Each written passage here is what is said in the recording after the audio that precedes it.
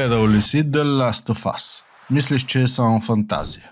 Не, тази гъба е по-реална, отколкото си мислиш. И е тук от милиони години. Запознай се с Ophiocordyceps unilateralis. Това е гъба-паразит, която превзема контрола над живи същества, а неговата жертва са най-често мравките. Когато спорите на кордисепса инфектират мравка, те започват да се размножават в тялото й.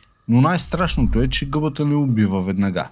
Тя инжектира химикали, които поемат контрол над централната нервна система. Точно както в сериала мравката се превръща в зомби. Целта на гъбата е да разпространи своите спори. Затова тя кара мравката да се изкачи на високо стъбло и да се вкопчи в лист или клонче. Точно по пладне, защото при тази температура и влажност гъбата може да расте най-добре. От главата на мравката излиза стъбло, което освобождава нови спори и цикълът се повтаря. Звучи познато, нали? Така създателите на The Last of Us са се вдъхновили от кордисепса. Но могат ли гъбичките да превземат човешки мозък? За сега не. Нуждаят се от специфична температура. Но в един променящ се свят, кой знае.